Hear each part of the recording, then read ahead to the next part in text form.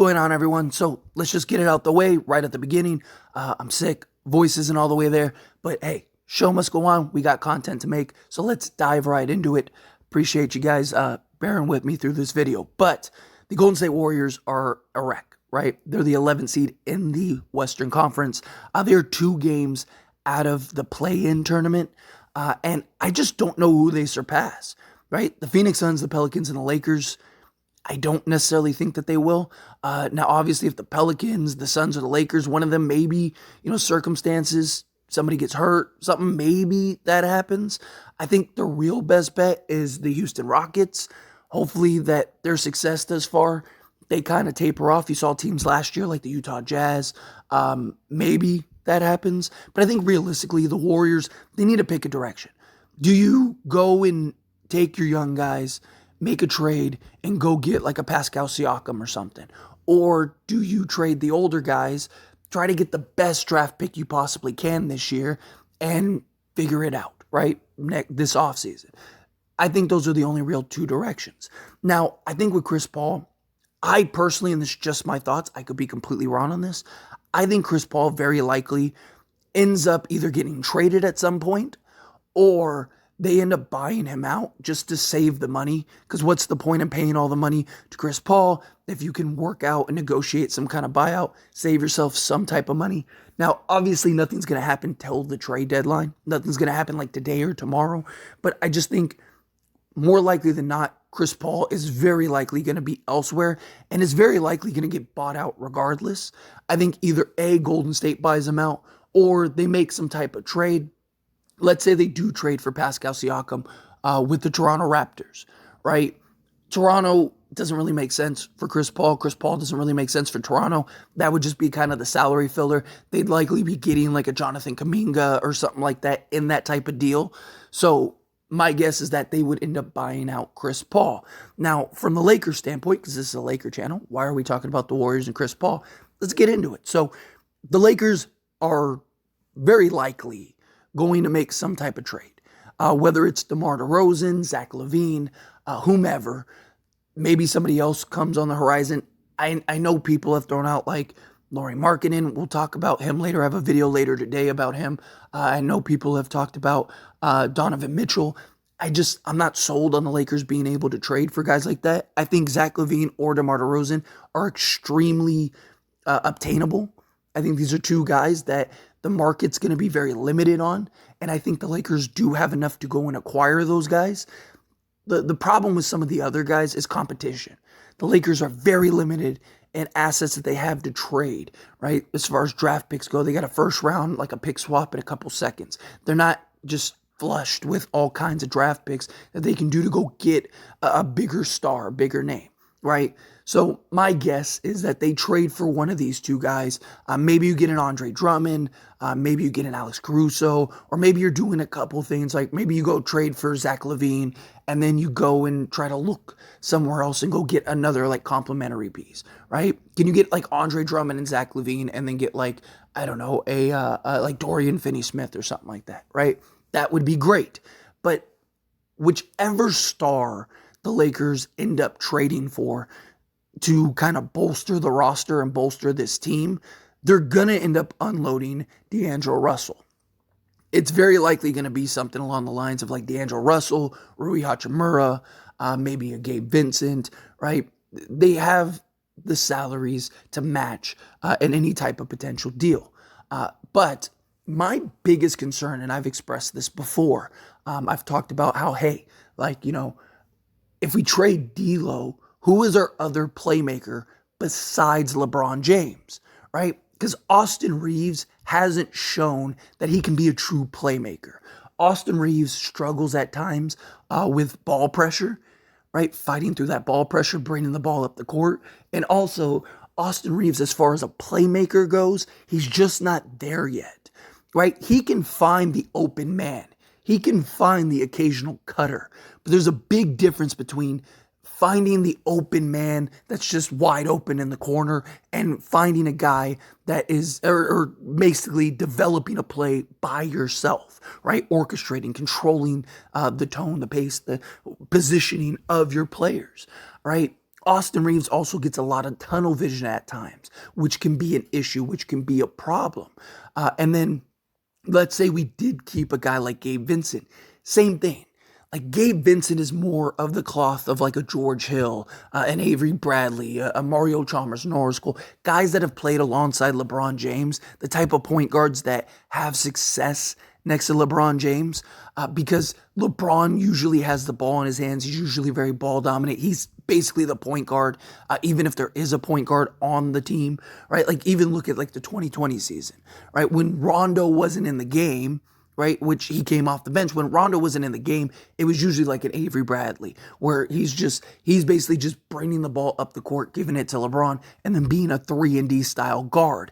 That's what Gabe Vincent basically is for us. Again, Gabe Vincent can find the open man, find the occasional cutter, but he's not a guy that's going to be just going and orchestrating and running the offense, right? D'Lo, however you feel about D'Lo, whether you love him, whether you hate him, he is the second best playmaker next to LeBron James. He is a guy that always has his head on a swivel, right? Sometimes he can get a little, a little careless with the passes. Sometimes he can try to get a little too fancy with the passes, but he's always trying to find that cutter or that open man, or he notices certain breakdowns from a defense, which then he can go and get a create. Like we've seen a ton of like highlight plays from D'Lo as far as passing goes, because he just sees that stuff, right? Even when he's in attack mode, even when he's getting into the teeth of the defense, he still is constantly surveying and keeping an eye out for somebody that he can maybe make a pass to, right? Austin Reeves, again, he's not there. And even if we kept the Gabe Vincent, he's not there. So the problem is that if the Lakers trade D'Angelo Russell, I do have real concerns of like when LeBron's not in the game, even if we got like a DeMar DeRozan is a guy that he has played point guard in spots. He's not really like a playmaker, but he's a guy that can find the open man. He's comfortable initiating the offense, right? A lot of times he does it in Chicago. He did it a lot. He played point guard a lot in San Antonio as just like the offensive initiator. So maybe he could do something like that. Reeves, I guess you could get away with. My concern is come playoff time, having a guy when LeBron's out, just being able to handle the pressure. Or you see LeBron, he doesn't want to necessarily bring the ball up. He wants somebody else to bring the ball up and then get him the basketball. So basically just the initiator, right? And you can make an argument, okay, well, if we have DeMar DeRozan, if we have a Zach LaVine, if you have, Austin Reeves still, those are guys that can do that. But still, like, it's good to have that secondary playmaker. Right? That's why a lot of times, like in the 2020 season, and especially in the playoffs, not so much in the regular season, but in the playoffs down the stretch, Rondo was in the game. Because when they're trying to hammer LeBron and trying to prevent him from getting the basketball, it allows Rondo to just go initiate. If he sees something, he can just go do it. And so I think the Lakers could really use another point guard. And that's where Chris Paul comes in my opinion. Now, again, we're not trading for Chris Paul. I don't want to see it's nothing like that. What I'm talking about is going on the assumption, again, it's just an assumption, that let's say the Warriors continue the trajectory they're in. They did just win their most recent game, but I still think that they're a sinking ship. They barely squeaked out that win, but nonetheless, right? Mikal Bridges missed a wide open layup. Otherwise, who knows what happens, but credit the Warriors, they got the win. More likely than not, I think that they're going to be on the outside looking in, more likely than the inside looking out. And we'll know more once we get to the trade deadline. But if the Warriors do decide, okay, we're just going to pack it up, call it a night, and trade Chris Paul, unless they trade him to a contender, which, again, what contender is going to be looking to trade for Chris Paul? I just don't see that, especially with the salary he's making. So I think either A, he goes to a tanking team that just wants to clear some salary or just needs some salary filler, and then they waive him, or the Warriors just say, hey, we're going to pack it in this year. We're going to, rest Steph, whatever. We're just going to buy you out. Work with us, and then you can go sign wherever you want. And then if he gets bought out, I still fully believe, just like I did in the offseason, he goes to the Lakers. More so if D'Angelo Russell ends up getting traded. I actually wouldn't be surprised if the Warriors are bad and they're still outside looking in. I wouldn't be surprised if Chris Paul goes to the Warriors and says, hey, the Lakers really need a guard. I I don't think we're winning here. Get me out of here. And they work out some kind of buyout. I wouldn't be shocked if something like that happens at all. And if that happens, again, if Chris Paul gets bought out, I think he would make a world of sense because he's already shown the willingness to come off the bench, right? He's already shown the willingness to play in that like backup role, right? So let's say we traded for, let's just say we trade for like Levine and Andre Drummond, right?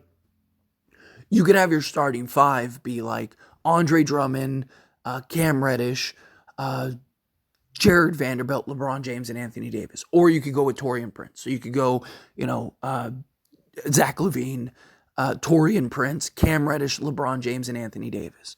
That could be your five. LeBron could be the point guard to start the game.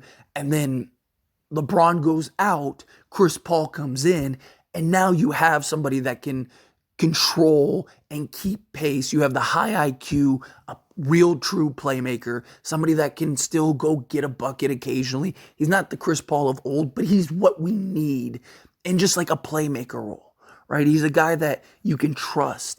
It's a guy you could trust in big games down the stretch. He's going to take care of the basketball. He's not going to turn the ball over, right? Like I think would be a perfect, like, hey, we need another playmaker.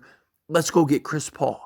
And I understand his age. I understand all of that stuff. We're in win now mode, right? If we go trade for a Zach LaVine or whatever, it's not for 3 years from now. It's for this year and maybe next year, whatever, right?